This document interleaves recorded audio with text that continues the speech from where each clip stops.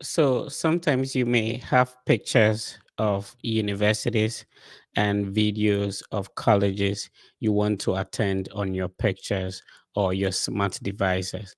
The dream is that one day you find yourself in on the campuses of any of those universities. The first time I landed at Ohio University, it was a dream. These were pictures I was seeing on my phone, and now I find myself on these campuses. Listen, those pictures and videos do not have to just remain on your phone.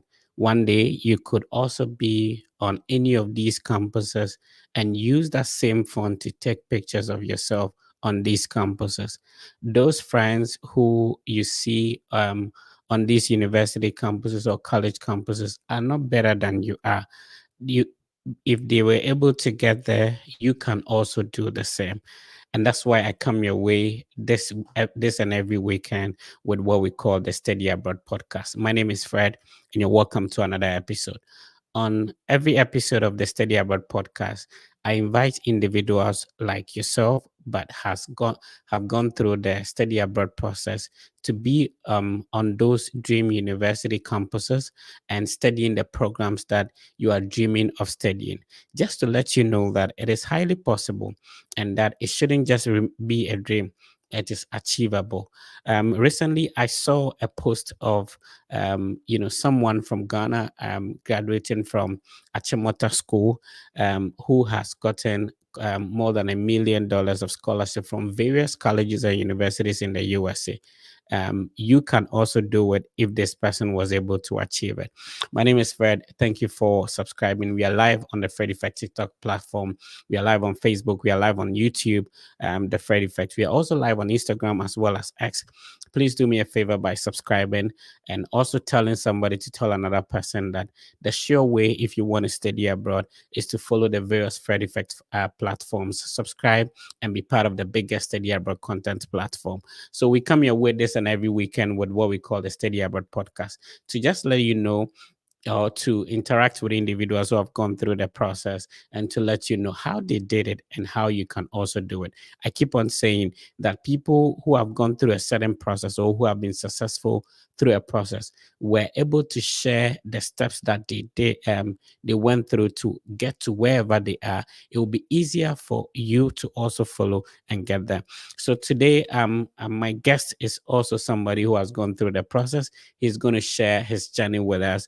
Which universities did he apply to? How much did it cost him? What was the visa interview even like?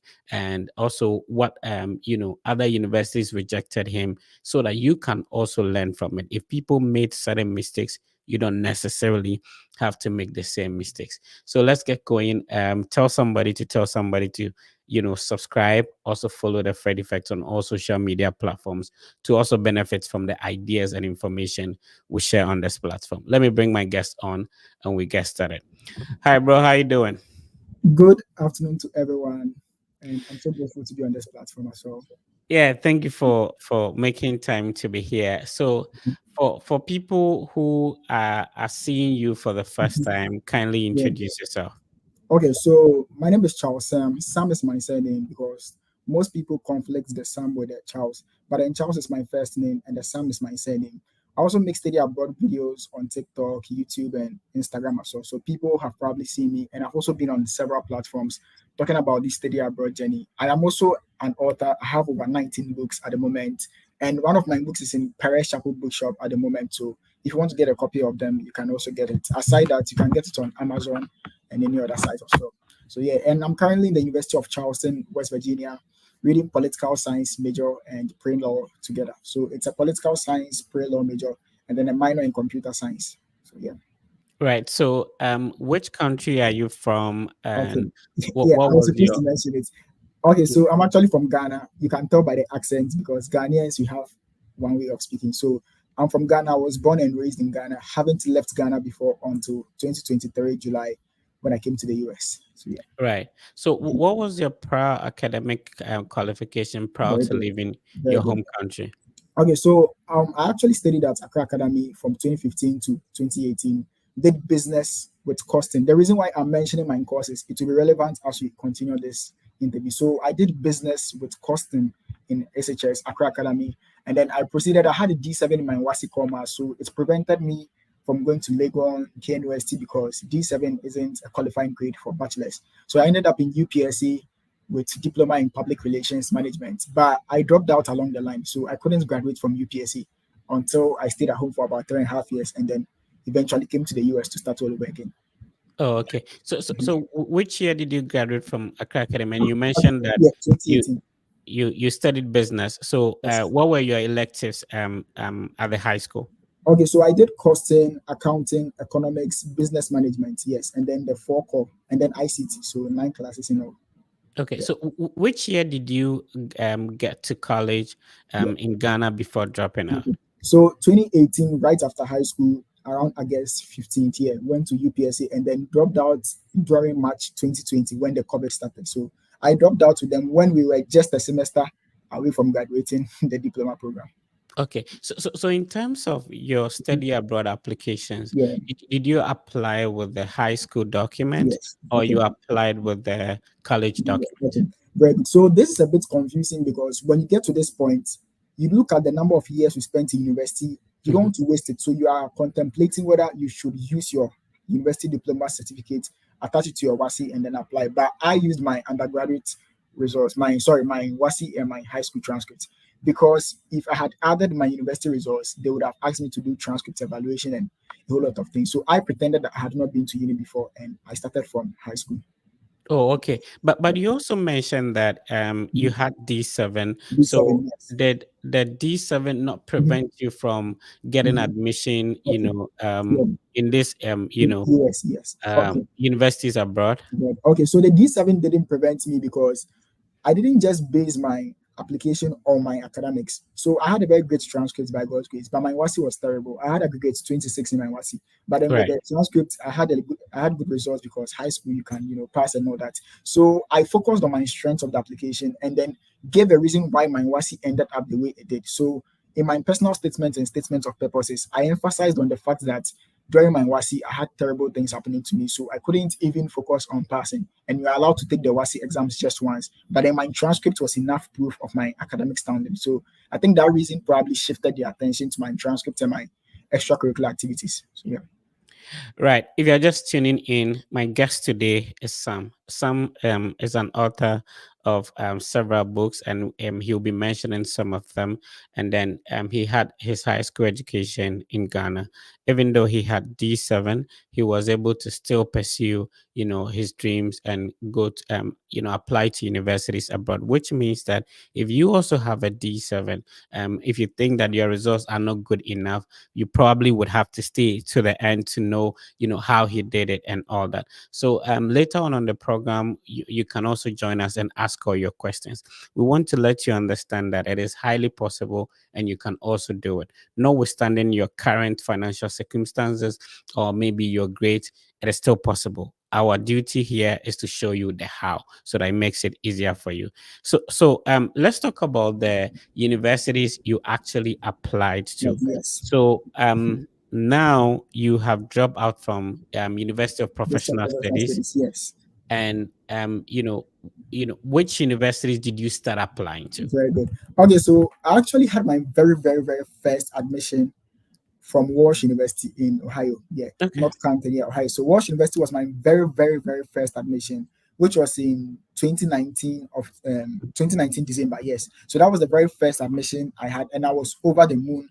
I was so happy. The reason why I applied to Walsh University is they came to Ghana to do their admissions and all those things. Universities used to come to Ghana to talk to us. So Yeah. when they came, they said so many good things about the school. They have good funding, this and that. So we all just went to apply, and funny enough, they gave us all admission. So I was happy.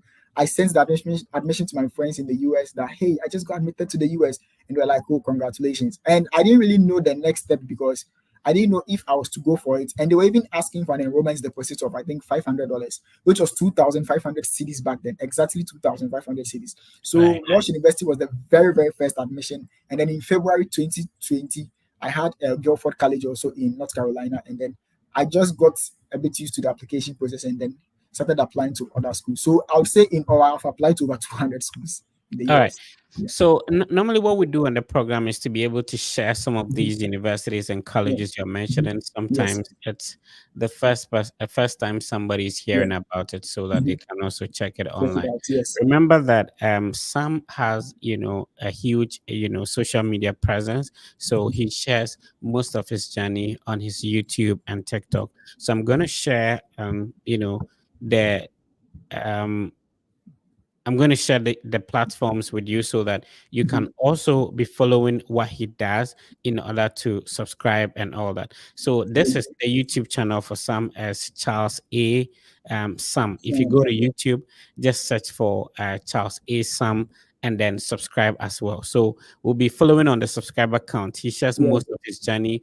I like how practical they are and Yeah. how lively, giving people updates on how things are going, so that you get to know that it's just a normal person who has been able to go through the process, so you can also do Mhm. it.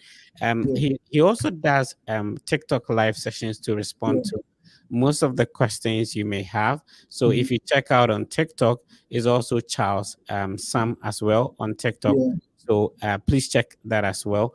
And then on Instagram is verified. Is about 16,000 followers on Instagram. Yeah. So you can also check out the Instagram handle, and then follow on Instagram and share your challenges. If he'll be able to respond to your questions Yeah. as well. But for now, you can send your questions, and um everything anything you may have in the comment section. We'll be reading them and be responding to them as well. So for people Yeah. who do not who know you from Ghana, where Yeah. in Ghana are you from? So I was actually, in Ghana, we don't really talk about the hometown we come from. We talk about where we were born and raised. So I was Yeah. born in Accra, Ghana, like fully. I was born in fully in Accra, but then I'm from the fancy side. So, but I don't really talk about my side because I wasn't like the type to go to my village and all that. So Yeah. Ghana, I was born in Makati Hills. So I grew up in Makati Hills and everything.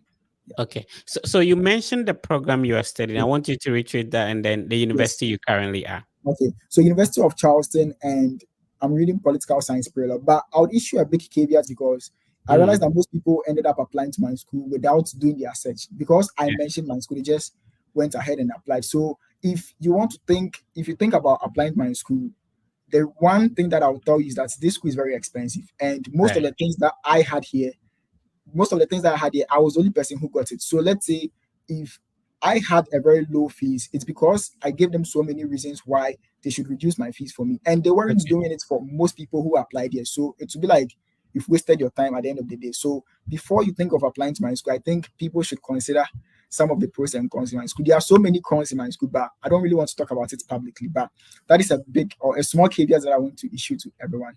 So All yeah, right. that's me. So University of Charleston, and you're Yes. studying Political science parallel.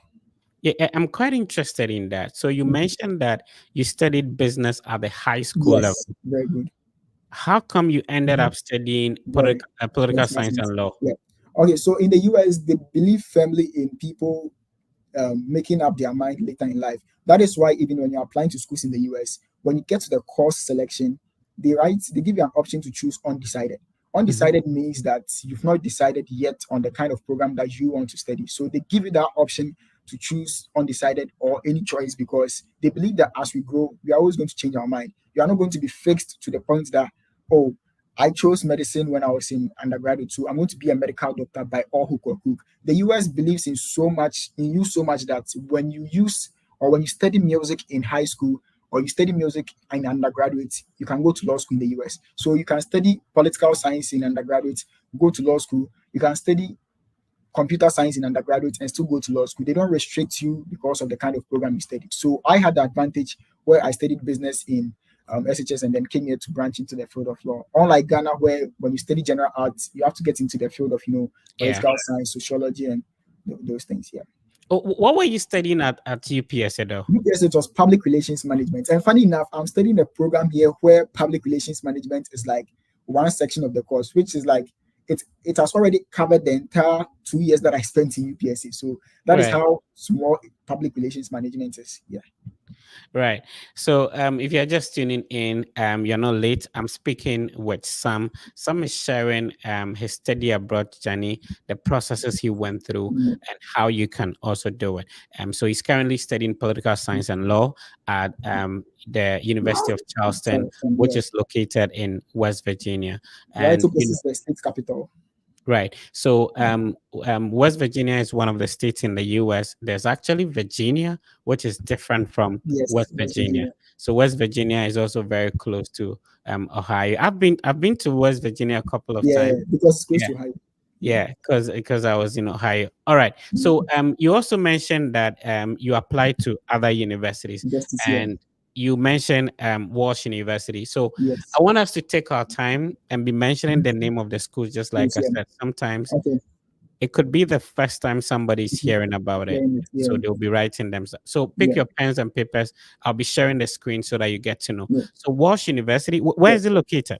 It's in Ohio, not Compton. And one thing I heard is it's actually in the neighborhood of LeBron James. That is what they said, that Oh, it's in the okay. same neighborhood with LeBron James. Yeah. All right.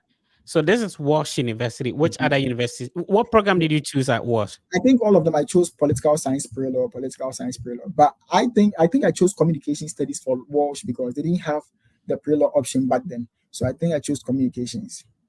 So, Yes. so tell me, why is it that you went to high school, had a business background? Yes. It looks like all the programs you're Yes. Very applying good. to. Okay. Uh So yeah, and if personally, I'm a writing person. I'm an art person, not like right. visual art and all that. I love writing. I want to get into the field of, political science, like writing, law, reading, and all those things. And getting to high school, I actually chose general arts. But Mhm. the time that I went to high school, almost everyone had started school, so they had Okay. nothing than to push me into the business class. And business is like my worst field. I'm not good at maths. My math is terrible. Like I'm not really the best in math. So I just didn't like that business course. I just did it because that was the only option I had, and I had to just manage that way. So I even had to choose between elective math, yes, elective math and cost accounting, and I chose the easiest option, which Right. is costing. Yeah. Okay. So, which subject do you think that you mentioned D7, and Yes. and and I think a lot of people do not know that No. even with the Yes. D7 Yes. You you can can still get study in. abroad. Yeah. So, which subject, how do I Mhm. put it? I want to know which Like subject mention the grades. Yes. that if you have D7 in, Seven, you it are would safe, affect. and if Yeah. you should have D7 in others, which ones are easier if you should? Easier to get. Okay. Mhm. Obviously, the core subjects are easier to get. It's easier to get a D7 in your electives compared to the core subjects because they really focus on the core. But one thing Right. that I've realized with the little experience that I have is the US doesn't really base your admission solely on your WASI. Some schools don't even take WASI results. I applied to certain schools and they took just my transcript. Some schools to just take only WASI results, like St. Leo State University in Florida. They don't Mhm. take your transcript. They just ask for your WIAC results checker. They check their results and then they are done. They just check the WASI. So it's all about how you position your application. When you apply and you know that there are some disadvantages that you had, which is maybe your grades, maybe your recommendation letter, you have to craft your application such that you explain to them how it went this way, how the side went that way. For me, I mentioned that my WASI results format went that way because I felt sick during the WASI time, which wasn't true, but I had to manage it that way. So I raised that my WASI results, my format, I was sick and a whole lot of things, but my transcript shows that I was actually a good student. So they then shifted their focus to my transcript and also my extracurricular activities, which was my debate, my poetry, and then my sports. So they shifted their attention to those things. And US doesn't just base your admission on grades; they also look at your Right. extracurricular activities. Yeah, Yeah, I'm quite fascinated about the yeah, what you do because most of the content out there only yeah. focuses on graduate applications Yes, and stuff like that. yes, So I love the perspective you bring on. yeah. So if you Mhm. knew you were going to study abroad, why didn't you apply to UPSA? UPSA. The reason why I chose UPSA was because African parents, when you stay home after high school, they just become insecure and a whole lot of things, and they didn't want us to just waste our time just applying and all that whilst not getting any feedback. So they said, for me, it was actually a good thing. I was Mhm. thinking that, wow, I have, after high school, I can quickly just do my 2 years and then use that 2 years to prepare, save money, prepare everything. And then right after diploma, I'll just leave. But then things Right. turned so, and it even took me 5 years. after high school before I traveled abroad. Wow. Yes, So if you've completed high school, you yeah. spend a year or two, don't give up. There's still You an don't, yeah. opportunity. I had the dream of traveling abroad since 2011. Yeah. Right. So I was always fast. I never lived in the moment. In my mind, I was living abroad. Every day I was thinking about New York. Every day when I see the map of US, I would always go and look for the states. I was just obsessed. So it became serious when I had a D7 in my Wati and actually reached out to a friend asking him what is his plan because he also failed in his maths. And we Mhm. were all like, we don't know what to do. And he then chipped it to me that he actually was going to write SAT so that he would apply to schools in Italy and all those things. And I remember that I had been attending study abroad seminars in Ghana, Moving Peak Hotel, Kempinski, and all those things. So I had a lot of schools brochures, like a lot. And then I went to pick one of them and I called the US Embassy's number on it and they asked me to come to their library to ask for that Right. questions. And then things became serious from there. All right. So if you're just tuning in, the conversation has just started. It's getting Can I change interesting. my position real quick whilst you Yeah, just yeah, sure.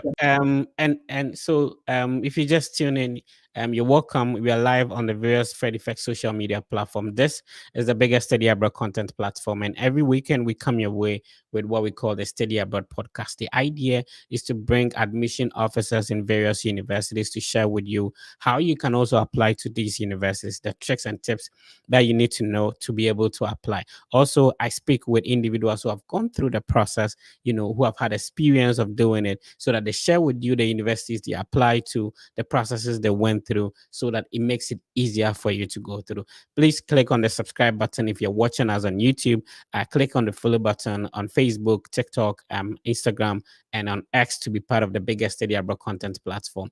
The content we post here, we make sure they are more inspiring and inspirational. So sometimes the process could be intimidating. Sometimes it looks as if you are alone. It's not possible to do it. So we make sure that it's more inspiring, not to scare you in a way that it's not possible. No, we don't do that. So that it makes it easier for you to also have the courage to go through. Click on the like.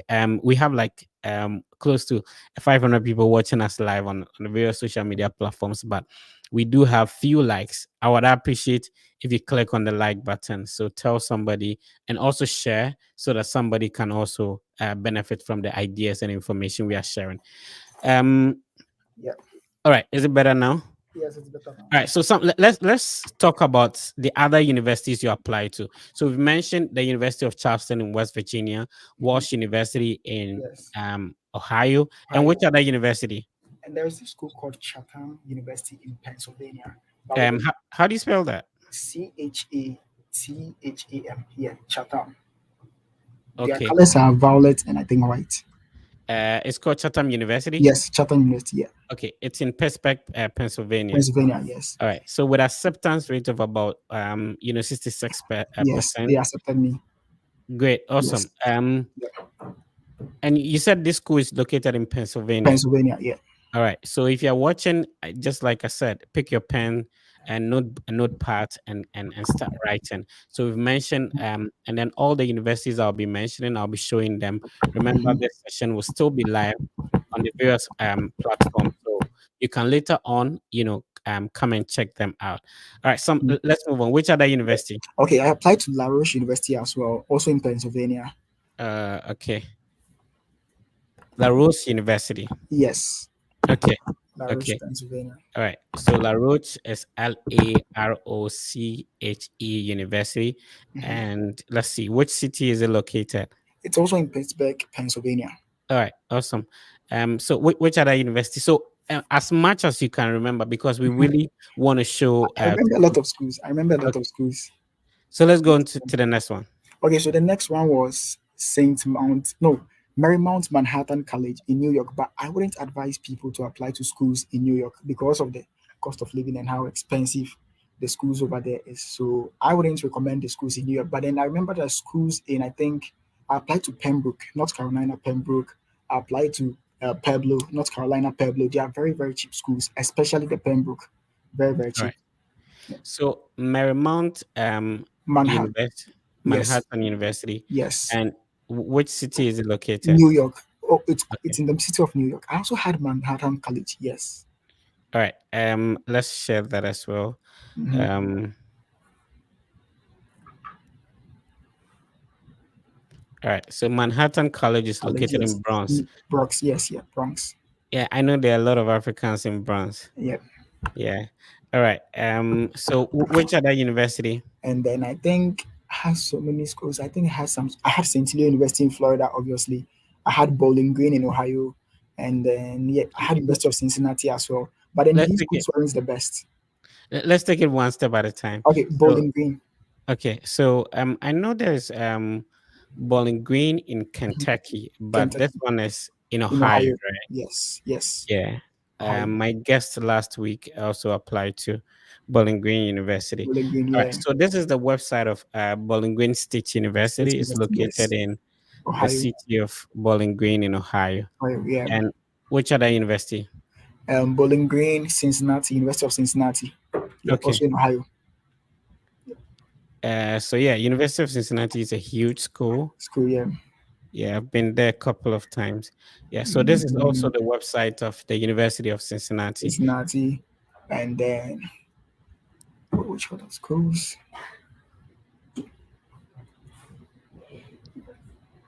Okay, so Mhm. as time goes on, if you remember Yes, the I will remember the them. I'll just chip them in and all that. all right, so this is the website of the University of Cincinnati as Cincinnati, yeah. well. So you Mhm, just have to Google, and then you get to find mhm. out them. So Yep. so now let's talk about with all these universities you applied Yes. Mhm. with a high school qualification. Yes. Did you pay fees for them, Very good. and how Yeah. expensive were they? Yeah. So for me, I had a way of not paying my application fee, which I wouldn't advise that some people do it. So what I used to do was I would actually beg the school and give them a reason why I wouldn't be able to pay application fees. So I would tell them things like I set up a budget for 10 schools and I have exhausted all the 10 schools, but this particular school, which is the one I'm writing to, has caught my attention and I can't afford not to apply. So I would be so grateful if they could just waive the application fee for me. And then most of them just gave me the waiver codes. Most I remember this code called Youngstown University. They gave me Right, a waiver code for Duolingo, writing, and even the application fee. It's in Miami, yeah. Youngstown State University. right. Very good. In the city of Youngstown. Yeah, Youngstown, I know of yes. that school. All right. Yes. So when it comes to Mhm. sitting for any test course, Best score, yes. did you write any Very good. SAT, Yes. Okay. IELTS, TOEFL, and all that? All right, so it got to a point I was contemplating on writing the IELTS because I had this impression that it was easier because it's Mhm. English and writing. But along the line, I realized that it wasn't that relevant to the US. It was just mostly for the UK and then Canada. So I decided to take the SAT. With the SAT, when I registered and I was going to take it on the 20th of March 2020, that was when they had started the social distancing. So they Right, canceled the test that particular day. So I got to the GIS school and they had written that it's cancelled. So I couldn't take the SAT and I just submitted without any SAT scores. right. Yeah. With people who say that Mhm. without SAT, Yes. you cannot study abroad, what do you have to say about that? I would say it's mostly on your application. When your results aren't the best, I highly advise that you go for the SAT because Right. it's your second chance to prove that you're actually a good student. So when Hmm. you had a very terrible WASI results, you had B's, C's and D's and all those things. It's like Right. it's not the best. So I would advise you go for the SAT. But when your results were very good, very strong, you had very good A's and all that, just you can choose to go test ups now. Yes. Awesome. A lot of people know that when you graduate from high school, Yes. you are able to get what we call the WASI results, WASI where you results, yeah. print it from the WAEC Right website or website, yes. the WASI WASI certificate from certificate your site, yeah. university. Mhm. In terms of transcript, how did you get your transcript? Very good. So with the transcripts, my school wanted me to pay for it. So I still had to pay for it, obviously. I went there, pay for it, and then my results wasn't the best at that time. So they later went to rectify it and realized that they had just done some random thing because I was in a hurry. So they did it for me the same day, but then they had entered wrong figures. So I had to pay another amount of money. It was 50 cities that time. And then they Right. changed everything all over again for me. Yes. Awesome. When you graduate from high school, High unlike the school, college, unlike the where college. you don't have an automatic, So transcript, you have to go to your high school in order to request for it, right? yes. Awesome. So, in terms of the applications that you Mhm. actually worked on, Worked on, yeah.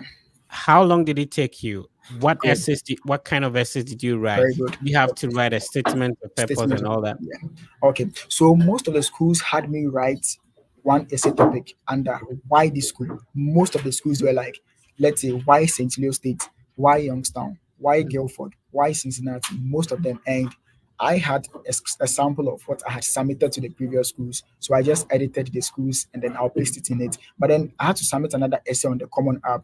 I mean, Common App has 6 prompts too. I Right. submitted one of the prompts. I don't really remember the prompt. So I submitted the essay, and then the schools that didn't ask for it, I just submitted it. And then some even gave me admission within 2 weeks. I think the farthest was 3 months, but most of them was like 2 weeks to a month, 2 weeks to a month, and then I had admission. Yeah. All right. I know that some universities have the unique application portal, Process. and Yes. then you can also apply through the common app. What were you using? Yes. So I was using the common app. I would say I had 3 different common apps. I had 3 different emails. So 3 different common apps, which allowed me to apply to 60 schools for free because I created separate common apps, 20 schools each, and then I applied to those schools. And then when I saw that a school was giving a waiver code, I'll just go on their website and apply for it. So if you are supposed to answer the question of what Mhm. actually ignited your interest to Very study it, good. because with most people, Mhm. when they are done with high school, the Mhm. perception is I'm going to a nursing training school in Nursing training, Ghana, yes. a university, University of But Ghana. So yes. at that age and at that Mhm. level, what Yeah. ignited your interest to leave your family to Family, want to study yes. abroad? I would say when you have no option, you would do anything that you can do with the only option left. Because I didn't have any option when I dropped out from UPSC. It was Mhm. not possible to go back because the time frame they gave me to come and complete the studies had passed. I had receipts. My GPA was 1.7 in UPSC 1.7. So going back was just not an option. Going to rewrite my WASI and then apply to undergraduates in Ghana wasn't an option. And funny enough, I had told some people that I've left the country. So I wasn't posting on social media for 3.5 years. I wasn't posting. I had ghosted everyone because I was like, this abroad thing had to work. And looking at the kind of dreams and aspirations that I had, I knew it wasn't going to work in Ghana. I mean, did podcast in Ghana, it wasn't working. There was so much noise in the environment, like it just wasn't working. Published 8 books in Ghana, they all got banned on Amazon because my location showed that I was in Ghana and I was just using third parties to publish. So I just had no option than to just come here. That is why I never gave up. Right. Mhm. If you're listening, you can send your questions in the comment section and we'll be reading and respond to them. Okay. So Messi is asking if you could get a WhatsApp number. So Messi, what happens is that the easiest way to get in touch with me will be via Instagram. So I know a lot of people would want to get in touch with you. Yeah.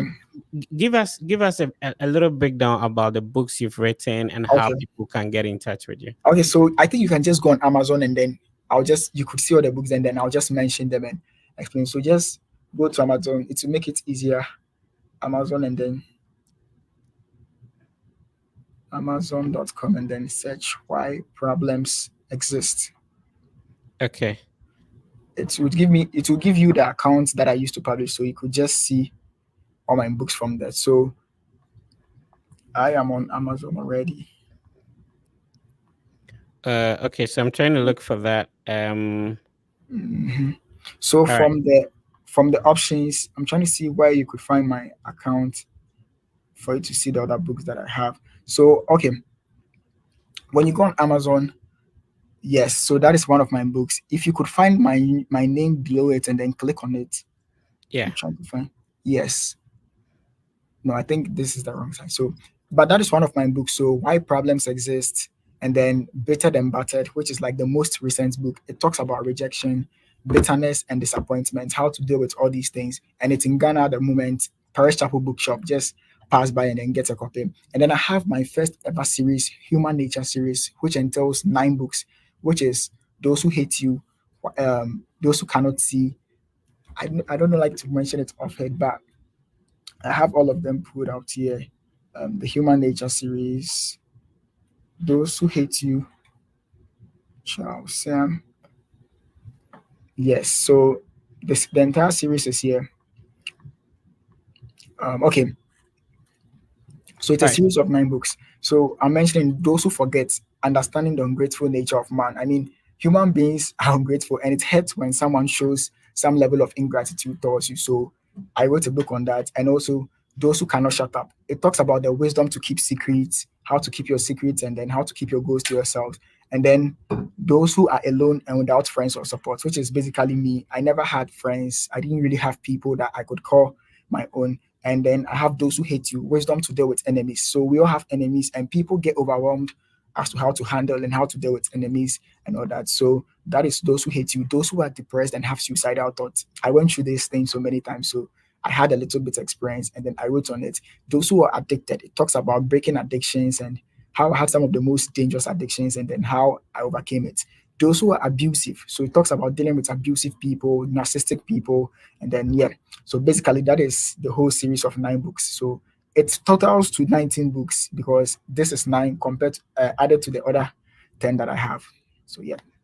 All right. So if you're just tuning in, I'm still speaking with Charles Sam. Charles Sam is an author. He's also studying at the University of Charleston here in the United States. He's sharing his journey and how you can also do it. So tell me, how many times did you go for your visa interview? Okay, so I've applied to 5 visas in total. Canada I applied twice, and then US was 3 times, and it was just in a span of 2 years. So from 2020 to 2023, it was just visa applications. The Canada application took an entire year to be refused. So I applied on August 2020. Never heard from the embassy, no email, nothing. They just didn't say anything. And then in August 2021, they sent me my refusal, and I was very depressed. Like I was terrible. And then in the same month of August, I applied to Canada again and they refused me again in January. And then I just shifted my focus back to the US. The reason why I was applying to Canada because I had this impression that Canada is easy to get into. Canada you don't go for interviews, so let me just skip the most difficult part. And then I realized that US had always been my dream state, my dream country. So let me just go back to the US journey. And then started the US also, went for my first interview in August 4th, 2022, got refused again, went in January 2023, got refused again, and then got approved in May 2023. Yeah.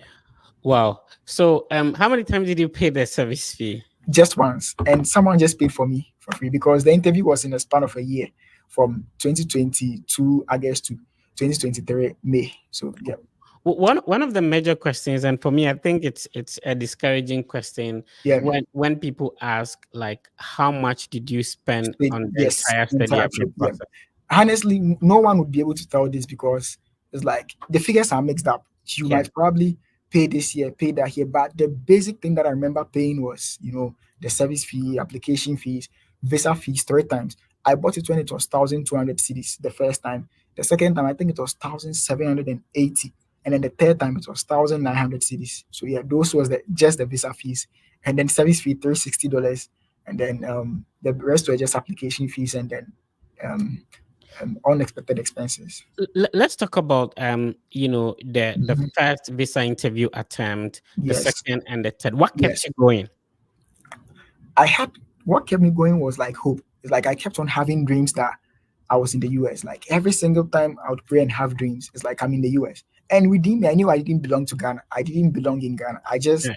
didn't see myself in Ghana. So when I was going for my first interview, I had dreams of me being approved, getting visas and all that. And I think a week to the interview, I had a dream I was refused. But I wasn't really matured spiritually. And I'm sorry if I'm being a bit spiritual here. That is me. So I Right. didn't really understand the consequences of not taking those dreams serious. So Right. went for the interview, left my visa receipt home, ran back home when my interview was starting in 30 minutes, and then came back and was refused under 5 seconds. Just 2 questions. Why this school and then who is funding? And they just refused me. And it So, was a terrible feeling, like worst feeling. so based on these three Mhm, attempts and your interviews at the embassy, mhm. Yeah. what do you think are the major They things that causes yes. people visa Mhm. to be denied? Okay, I'll say 2 things: carelessness and then your funding. I was careless. I'll be very honest. I was very careless with the filling of the DS form. I just filled some random thing, and even at the employment section, I remember vividly writing that I was unemployed, which is like a huge red flag. So I would say carelessness. And the second thing was funding because I didn't really have funding in the first and second one, and then when I had the funding on the third time, I got approved. Yes. Wow. So would you advise that people who do not have funds from their Mhm. university Yeah. Do not go for the interview They at all. shouldn't waste their time because the truth is too. The US visa officers know Ghana. They know Ghana is a third class country. They know Right. that when you come to them with $100,000, it's questionable. It's like going to Togo and all of a sudden everyone in Togo has $20,000, Mhm. $50,000. When you know the minimum wage in Togo or Ghana a year is probably $10,000. So you just don't waste your time to even ask them how they are paying and all that. Secondly, the reality is in the US, you can't pay these huge amounts that you claim you can pay. When you come here to even make $1,000, it will take you a lot of time, just $1,000. But people are back home thinking they can come here and work and then raise $30,000, $40,000. So I would say that is like a huge concern. Yeah, so don't waste your time for the interview when your deficit is in the 30s and all those things. You will struggle. You struggle. Right, right. So, in terms of the three successive interviews, Yes. tell us what actually changed in the Yes. second one, Very good. what changed in the third one. Mhm.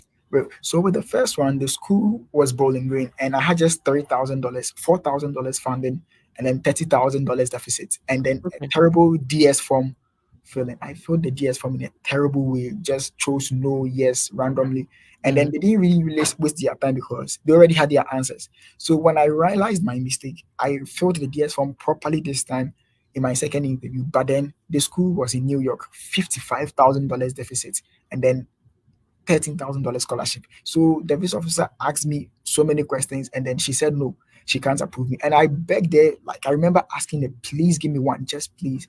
And then she just relaxed and she was like, you know, you are going for undergraduate, right? And I said yes. And she said, people come here and they struggle to pay the fees. And I'm like, so if I change my school, you approve me? And she said yes. And that was the magic. So later went through my admissions, and at that time I had gotten this school, but it wasn't popular. It's not in a popular state. It's like, who wants to come to America and be in West Virginia? So Right. I ignored the school and then sent them an email that day that I want to come to this school. They sent me a new application, a new deferral, whatever, and then updated my application. And then the deficit was way lower compared to the previous ones. And then by backing prayers and then full preparation for my interview, I just got it. So they So, even asked me during the interview what's changed mhm. about my application, and then I told them. Would you say that when people are denied on their first attempt, Mhm. they shouldn't go with the same school? Don't I wouldn't advise you go with the same school. What I normally advise people to do is when you are refused, it's not that they just didn't like you. There is a reason why they refuse you, and the reason Right. is always in that document they give you. As Mhm. generic as that document may sound, there is always a reason in that document. There is a reason why some people are giving 214B and some people are giving 221. It's a difference between these two things. So when you are being refused, look through the application that you submitted. They could tell you that probably home ties. Home ties could be like, oh, on your DS form, you chose that you aren't part of any charity organization, you chose that you aren't part of any tribe or anything. Just correct it and then go again. But don't think that it's about luck or how you call it. Don't think it's because you weren't lucky the first time. Just change your application, work on what was strong and what was weak, and then go again. Yes. Going through all these stress, applying Mhm. to a lot of universities, Yeah. getting denied first, second attempt, Yeah. has it been worth it since you got here? 1000%. It's been worth it. I mean, it was true that people knew me. If I had gotten the visa on the first try, no one would Mhm. have really paid attention to my story. But when they Right. heard that I've been for interviews 5 times and I struggled and all those things, that was when they were like so interested. So it's been worth it. Yeah, it has inspired so many people. People are like, "Yo, bro, I was about to give up, and then you inspired me." At first, I was like, "What is inspiring about this?" But Mhm. later, I just realized that yeah, it's not an easy journey. So All right. So, as I mentioned, Charles has a lot of books written, about 16 books already. He's very active on TikTok. You can yeah, follow Charles on TikTok. He also has a YouTube channel, which is Charles Sam. So I'm showing the TikTok platform right now. And Mhm. then on Instagram too is Charles Sam. So across all social media platforms. If you're just Yeah. joining us, you're not late. I'm talking to Charles, sharing his study abroad journey, to let you know that it Mhm. is highly possible. Yes. If you've gone for a visa interview, sometimes people just go for one visa interview and they give up. They just give up. Like it's very difficult for them to just understand that they've been refused and it was their fault. So they just give So up. what words would you give to such a person that Yes. really So invested time, mhm, effort, yeah. money into this process, Okay. and So, just in a split second, mhm, the visa officer is telling me no. do that. Yeah. Okay. So I always tell people two things when they feel like giving up. I ask them what is their reason why they want to travel abroad. If it's Mhm. because the country is hard or maybe people are leaving, then it's not a strong reason. Your why has to be stronger. It has to be so strong to the point that no doesn't move you. If my why was to just come and flex people over here, if they had refused when they refused me on the first try, I would have just be like, oh, what is the point in flexing people? But then Right. my why was like, I need to change my life. I've been telling people that you achieving your study abroad journey is going to change your entire generation. Through you, your parents can come to the US for your graduation. When the school writes a letter to invite them, they can come here. So imagine because of you, your entire family has been able to get 5 years visa to the US. Your kids will probably not go through the same problems that you went through. When you look at the future, when you look at all these things, you'll definitely be inspired. But when you think about yourself and you're like, the country is hard, let me just try it. Oh, I heard there's some school they give free no application fee. Let me just apply and see. You're Mhm. strong. Your why is not that strong. It's only strong. Let's talk about your scholarship. Did Yes. it automatically come with your Very admission? good. Did you have to Yeah. apply separately for them? Mhm. How did they come about? Okay. So with my scholarship, I think I had 16,650 back then. And the deficit was around $29,000. Mhm. And I had a school too that gave me $30,000 scholarship, and the deficit was 28,000. Right. Augsburg University. So if you have transcript evaluation, you should check it out. You get, I think, automatic $30,000. Mhm. So I was contemplating between these two schools, Augsburg University and my current school. And what I realized is that the Augsburg were asking for transcript evaluation last minute, about 3 weeks to my interview. And I was so depressed that very evening, so confused because their deficit was the lowest so far. And then miraculously that evening, I received another email from my current school that congratulations, you've been awarded an extra so and so scholarship. And it had made my deficit way lower than the Augsburg University. And that was like the huge flex. So I had two different scholarships. And then when I came here, I had the other ones as well. Right. So if you're just tuning in, you can type your questions in the chat. We'll be responding to them. And then we also share with you the link so that you can join us live in the studio and Mhm. interact with some. So when people are applying, what would you say is the difference between completing high school and Mhm. applying to university in Ghana and applying to university abroad? Okay. So the difference as in like what's the difference about the application or Mhm.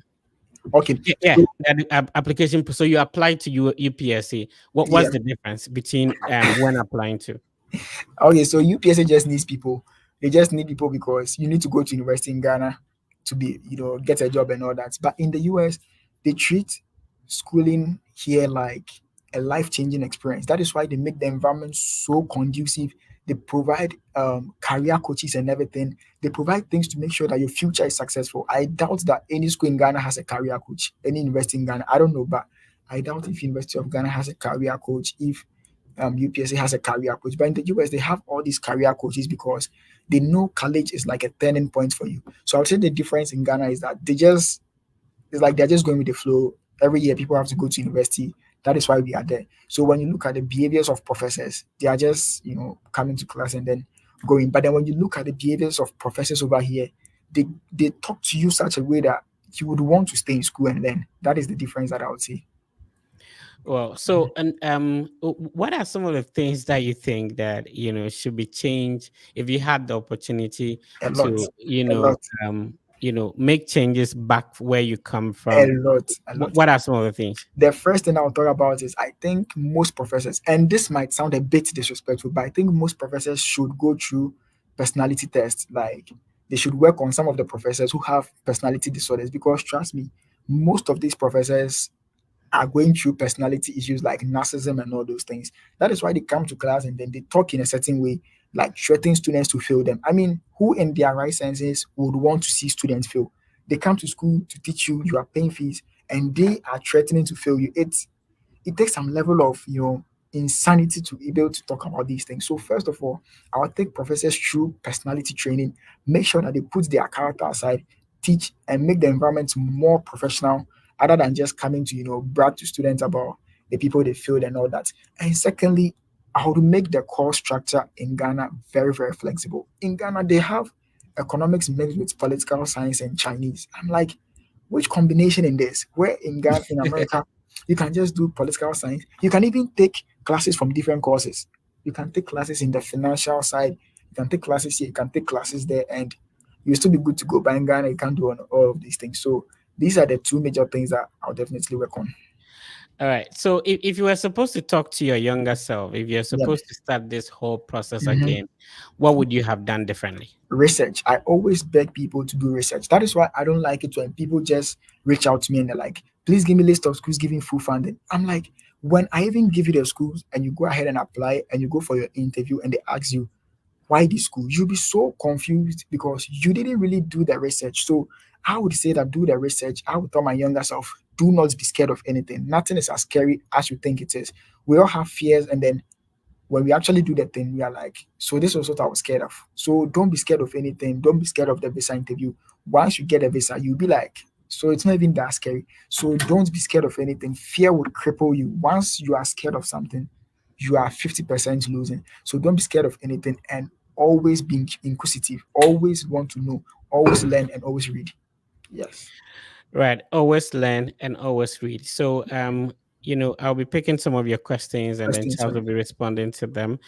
You can also share with us your ideas and thoughts in the comment section as well. So on your social media platforms, on Yeah. YouTube, TikTok, talk to us. Why should people follow your platform? Okay. What value do you produce over there? Okay, so I talk out of experience, not because I don't even do research before making my videos. As in, I don't sit down to plan what should I talk about today. I just remember some of the things that happened to me 3 years ago when I was in this journey, and I would know that people are also experiencing it. For instance, 3 years ago when I was refused my first Canadian visa, I was so depressed.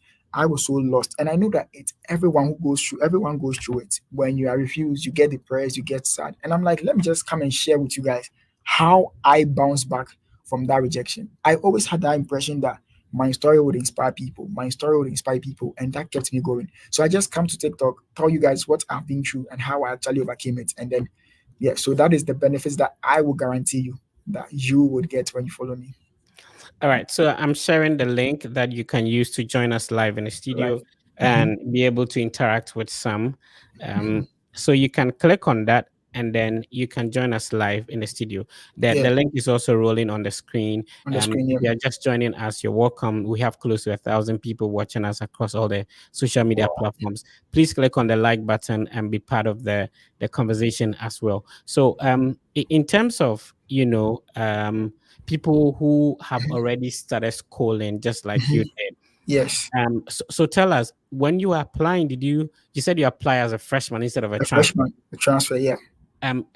Tell us, should these individuals apply as freshmen or they should apply as transfer Okay. students? So people who are in the second year or level 200, if you have the money, no, no, let me not put it that way. When you apply for transfers barely get scholarships in the US. When Hmm. you try to transfer from a school in the US to another school in the US, while in the US, they will tell you that we don't have scholarships for transfer students because transfer students aren't their price. They're not like the ultimate people. They are like you who are just tagging along. And this is why you guys are just tagging along. When people get into first year, they have a budget for them that this is the budget that we are going to spend on these set of people. So when you go on their website, on scholarship sites, you see that they've written $2 million in goes into scholarships, or over $5 million are invested into scholarships, meaning they have a budget for scholarships. So when you come as a transfer, they don't have you in their budget. They don't have you among the people they are supposed to be paying their fees for the 4 years. So it's like they just give you something like something small, like 1,000 or 200 or Yeah. $2,000, just because they probably just want to give it to you. So when you want to transfer, think twice about it. I mean, I've not had anyone transfer and got a visa. For me, I've not had anyone yet. So I wouldn't advise people to go with transfer. Either you graduate from the university in Ghana or you come and start all over here. All Yeah. right. So either you graduate or you come and start all over here. So Mhm. a couple of people are in the studio want to ask you questions. Let's pick Okay. some questions from the comment. Um So, somebody's asking that with a scholarship, do you still You need to still need show to bank show. statement? Very good. Very good question. So with scholarship, you have to show what the scholarship isn't covering. So if the scholarship isn't covering flights, you have to show to them how you cover for your flight. That is why on the DS form they ask who is covering for this trip, because Mhm. your flight, you have to show that I can pay for my flight, I can pay for my living expenses and all that. So yeah, you need a bank statement if you have something to cover for. Okay. Um, Joyce is watching us on Facebook. Shout Mhm. outs to Kofi. Kofi, your boy, is also watching us on Facebook as Yeah. well. Um, okay, so somebody's asking about passport. No, we cannot respond to that. Um, okay, so Dinah is asking, please, I would love to ask if I can Very use good. my Very good. diploma in nursing to apply for Yeah. any nursing This is a specialty. very good question. A lot of people ask this. So diploma is treated as a university program. That is why diploma is not offered in high school. So it still be treated as a transfer application. And transfer already spoke about it. So I don't really advise people to use the diploma route. I could have used my diploma, but it wasn't helping. So I wouldn't advise you use the diploma. Start all over again and then just continue here. All right. So, I know with your experience, Mhm. there are lots of people you are mentoring and assisting. How Yes. do people get in touch with you to Okay. assist? Okay, so mostly I like Instagram a lot compared to TikTok because I normally get shadow banned when I text so many messages. So Yeah. when you text me on Instagram, I'm always online. I am always checking my Instagram. So I respond to TikTok faster and Instagram faster compared to TikTok. So yeah, so people should just reach out to me on Instagram. But then if you want to schedule a one-on-one, just go on my TikTok bio. There's a link there, then you just click on it and then you schedule a time with me. Okay. So, I'm going to click on that. All Yeah, right. So, when you go to the TikTok TikTok platform, bio. Yeah, you can there's a you can link in the bio. okay. So you can see this link over here, Yeah. which is the Mhm. seller The link, seller, yeah, and then you can yes, schedule a one-on-one one on meeting one, with yeah, Justin. So here's the yeah. thing. Um, Charles is putting a lot of value out there through Mhm. the information he's given, Yeah, and mostly people would prefer that. Okay, why don't you spend time and talk to me for free? for free, Um, yeah. but you see, the everybody has like 24 hours. So this individual is putting out information to help you with your process. It will be difficult to also apportion time to you, and mostly, bro, for doing this for years, Mhm. normally when I even decide to help people out for free, they For don't free, take it take it serious. serious, yes. Yeah. So, if you find value in the conversation or the Mhm. consultation, then paying for it shouldn't be a problem. So when you Um, go to Charles bio on TikTok, there is a link. When you click on link, it takes you here, and then you can mhm. click on buy, schedule a one-on-one One on meeting. one, yeah, So let's talk about the value somebody will get if they schedule a one-on-one meeting with you. definitely. Okay, so from the past experiences, once you talk to me, not only would you get motivated or get inspired, but I'll take my time to talk to you about the main problems that I went through, even applying to schools and getting refused. I'll go in depth into it so that when you're on that part, I could tell that you're on that part to getting refused. For example, let's say you submit an application to a school and they ask you to write statements of purpose, and then you just go on Google or ChatGPT, copy and paste some random thing and send it to them. Right. You will definitely get refused. So I'll correct all these mistakes with you, and I would share with you guys my in-depth experience and then the kind of mistakes you are not supposed to be making, and then I'll even recommend some schools for you based on your grades and everything. Yeah. All right. Sadiq is watching us on YouTube and wanted a general Mhm. advice for people who have a diploma in So nursing. yeah, What would be your nice. advice?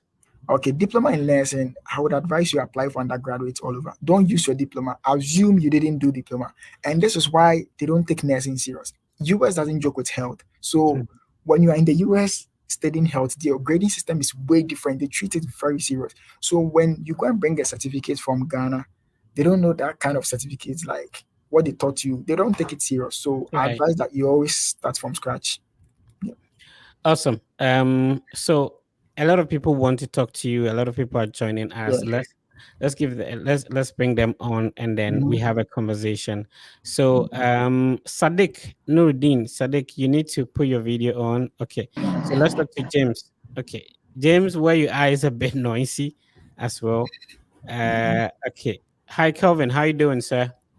I'm doing good, Yeah. Fred. Yeah. Talk to some. Okay. Yep. First of all, kudos to whatever you are doing. Yeah. Sam, I bought your book. I bought your book. Your first book that you brought in with the study about Jenny. Oh yeah, the ebook, the American Dream. Yeah. Yeah. We connected on Yeah. TikTok. And I TikTok. bought Yeah. the book. And I remember I sent you my WASI What's results, the and result? Yeah.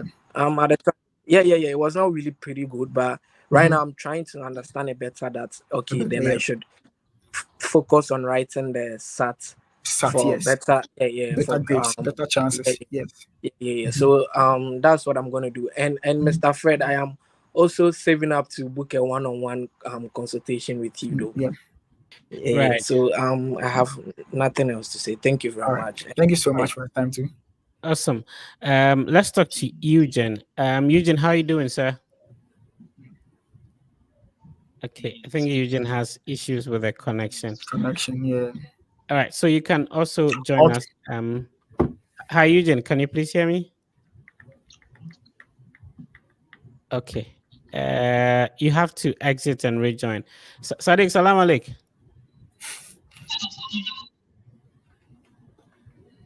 Okay, Sadiq is also having issues. Wow. Hi, Mr. Eugene. How are you doing, sir? Yeah, Fred, I'm doing very well. Thank you very much. Yourself too? Yeah. Yeah, I'm okay. Talk to Sam, sir. Okay. Yeah. All right, Sam. How are you doing? By God's grace, I'm fine. And a big congratulations on the success of your journey so far. Thank you so much. Thank you. We've been watching, and some of us are inspired. All right. So we are also making the move to be part of that journey. Very so good. we can also help others. Yeah. I think last time I asked a question on this platform, but I wasn't given a response. Answer, we are to contact program coordinators and all that. So usually we contact some of them with the intention of inquiring about possibility of getting admission and funding. Yes, so for my case, most of them they make me aware that my academic credentials is quite. Yeah.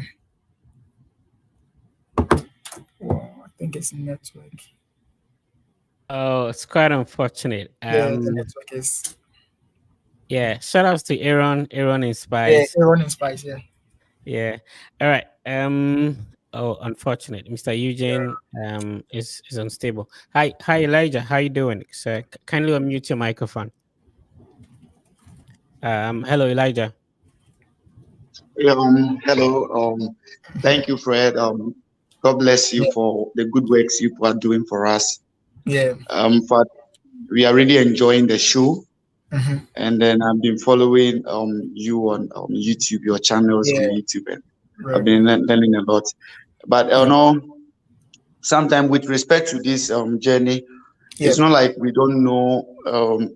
It's not like fear or we are afraid of what is going on. But sometimes the technical know-how. Let me put this way: the technical know-how is. And sometimes when you follow some content on the YouTube, you get confused the more. Yes. So we would like you to tell us a lot, like just go deep. We the African child, before you can understand certain things, let you go very deep. Because it's like that African child is not like.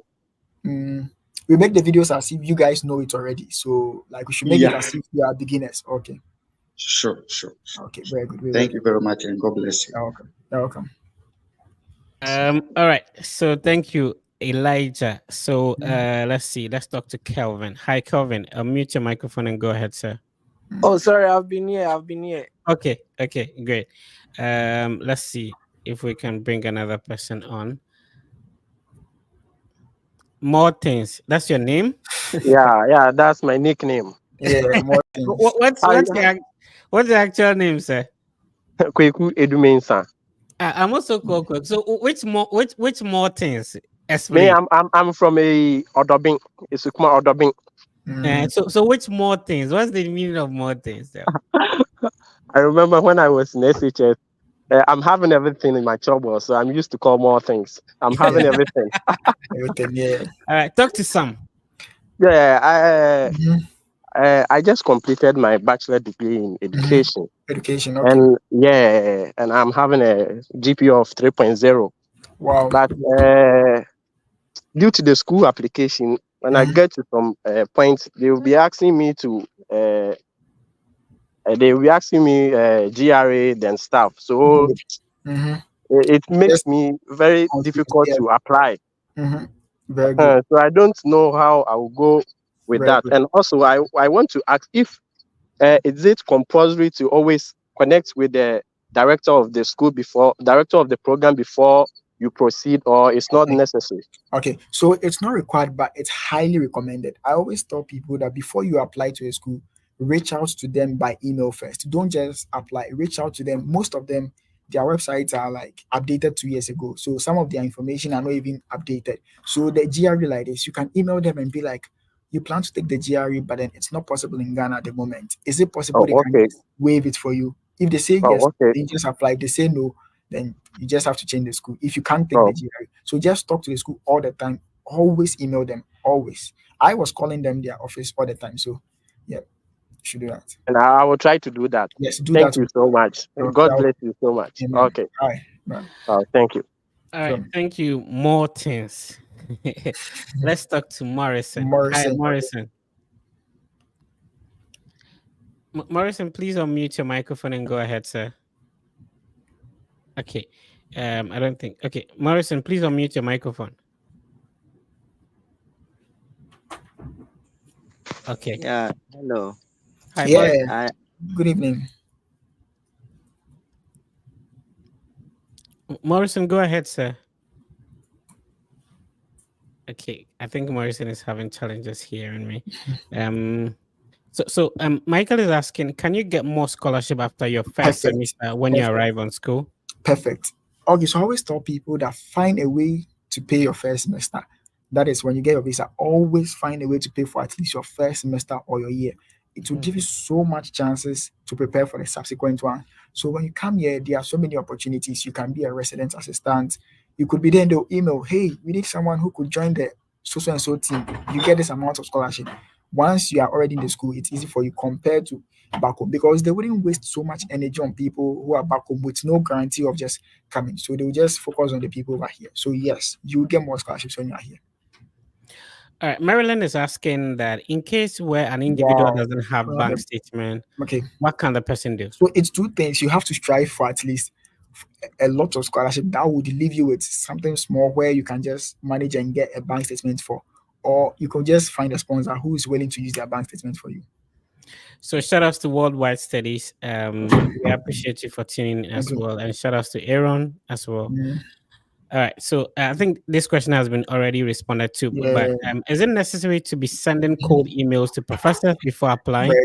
Very good. So it's 1000% necessary. And also with the calling, sometimes they get annoyed with the random calls. Don't call them like off hours. I was to get angry. Call them when it's like office hours, 9 a.m.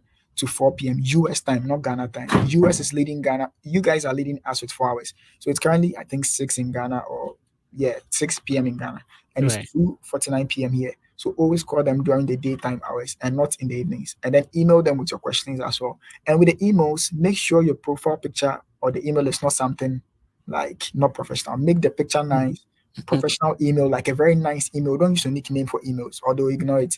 So make your email nice, your profile picture very nice, and then in the email, take your time and arrange it. Just correct the spelling mistakes and everything in it, and then send it. If there's so much grammar errors and all those things, they'll probably ignore you. Right. The link to schedule a one-on-one meeting with Sam is shared in the screen as well, on the screen as well. In the comments, so you can easily click on it. But of course, if you go to Charles Sam on TikTok, there is a link on the bio where you can click on and schedule a one-on-one meeting with Charles Sam. Now let's talk to more people. Eugene, let's see if you can hear us now. Okay, still. All right, let's talk to Mama Yusuf. Hi, Yusuf, how you doing? Okay, I think she's also not ready. Let's see. All right. I think people are having issues with the network. Yeah. All right. So, we've shared how people can get in touch with you. What, Yeah. what would be your last words to anybody who got opportunity to listen to your story, Yeah. being inspired by it? Very If they good. want to start the process, if they've been denied a visa, what would be your words to them? I would say that chances of people losing the motivation after this event is very high, because it's like right now they have that feeling of, okay, I'm going to be serious right now. I'm going to take it serious. I'm inspired and all that. And then by tomorrow morning, they're like, the thing is very difficult. So I tell people to start now. Like, motivation doesn't exist. That is why you need that discipline. Motivation is not a real thing. It's like, it's a short-term thing. So look at the reason why. Like, that thing is always motivating. Look at the reason why you want to travel abroad, and then base your reason solely on it. Like, I want to leave the country because of my future. I want to leave the country because of this. Always focus on that thing. And please, please talk to your schools. When you ask certain questions to people who haven't been to that school, I don't even know how to answer it. Most of the questions, the schools will answer it. So always talk to the school. They are the reason why you are coming here. So always ask them every question that you have. So yeah, that would be the best advice for people. Always ask them every question. Sometimes they even have a WhatsApp A number you website, can. you can Yeah, always reach out. like you can always be reaching out. So it's highly possible you can do it. Sam, thank you very much for your time and Appreciate it. pulling up to share your experience. It's been very inspiring. Yeah, Maybe we should do this some other time. definitely. I'll Yeah. be on again. Awesome. Yeah. Thank you so much. All right. So this has been another episode of the Study Abroad podcast with me, the Fred Effect. We want to show you the way how you can do it. So if you're watching us live on Facebook, please follow. We post very, very relevant information concerning studying abroad. That'll be very beneficial to you. Recommend the Fred Effect platform to another person to also follow. We have a TikTok platform as well, and across all our social media platforms is the Fred Effect. The unfortunate thing is that there are some individuals who have also created some parody or fake account, and they are scamming people for money and all that. So the Fred Effect Facebook page is more than 80,000 family members. I don't want to use followers because it's a family. So the Fred Effect family on Facebook is more than 80,000. So if there is any account below that demanding money, please be careful. Don't fall for it. So what they do is to download the logo, the brand, images of the main platform, and also use it to create the account. So sometimes people are being deceived. They think that I'm the one posting those information and stuff like that. No, we only have one Facebook page, and unfortunately, it happens to be that those ones are fake. On the easiest way to get in touch if you need any form of assistance will be via Instagram. So the Instagram handle is the Fred Effect on Instagram. The account is verified. So if you go to Instagram, just search for the Fred Effect, and then follow the handle. You can send me any message there. That's the easiest way to get in touch. I just quickly want to share that so that it makes it easier for you to be able to identify that. So our Instagram handle across all the social media platforms is the same thing, the Fred Effect. So I'm sharing that. It makes it easier for you to be able to check that out. Okay, so yeah, this is the Instagram handle. It's the Fred Effect, and it's verified. We have close to 16,000 followers, and then we post most of application fee waivers and some short videos on Instagram as well. So this is the easiest way if you want to get in touch. Please, if you've ever been deceived by any of these parody accounts, I'm sorry, but please pay attention to the followers that these accounts have. So I know on TikTok there are some fake accounts as well. On Instagram, people are creating in the name of the Fred Effect. Please do not fall prey to this, and don't be deceived as well. So the Fred Effect team, for more than half a decade now, has been organizing what we call the Fred Effect mock interview session. So we meet every single day and to help people who are preparing for the visa interview. And over the years, we've assisted thousands of people. And so if you have an interview scheduled, you can also send me a message on Instagram and you'll be added to that platform. It's free. So all you need to do is to join the WhatsApp platform if you have an interview day scheduled. and be joining the daily mock session to meet with other people and also prepare so that you wouldn't make mistakes and get your visa, denied. The team also has collaborations with Argo Visa.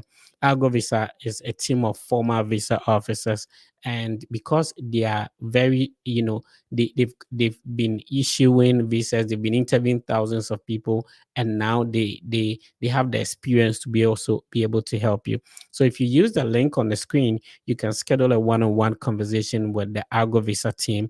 If you're preparing for a visa interview, if you've ever been denied, don't worry. These are experienced, former visa officers who can help you pass your visa interview on the next attempt. If this is the first time you're going, it will be great if you have an opportunity to speak with a former visa officer before you go for your visa interview. At the moment, the Fred Effect team handles applications for free for individuals with high school and diploma qualifications. So if you want to study a bachelor's degree on a scholarship, you use the link on the screen to schedule a one-on-one conversation with the Fred Effect team. I'll be happy to assist you. There is also the Fred Effect mentorship program for individuals who are interested in applying for a master's degree and also a PhD on a scholarship. You use the same link to schedule a one-on-one meeting, and then we'll be able to help you handle the application process from there. So the applications which we handle for free are for individuals with high school and diploma. But if you do have a master's, if you do have a bachelor's and you want to go in for a master's or a PhD, that's what we call the Fred Effect mentorship program. So use the link on the screen to schedule a one-on-one meeting, and then we'll be able to assist you from there. So it's been a good conversation. We come your way this and every weekend with the Study Abroad podcast, so that it makes life easier for you, show you the way, and you can also do it on your own. Please be positive. This whole process requires that you stay very positive and optimistic about the process. And if people who are studying abroad, they are not better off than you. So they took advantage of certain opportunities and all that. So normally I share application fee waivers across all my social media platforms, so that if you do not have money, it wouldn't be a hindrance. A lot of universities during some period are waiving application fees that you can take advantage of and apply. So follow on all the social media platforms, so that immediately it drops, you'll be able to take advantage of it and also put in the applications. So if you're applying for free, it means that whether you gain admission or not, you're not losing anything. My name has been Fred. Thank you for tuning in today. Please be positive and know that everything will be fine. I'll see you in the next.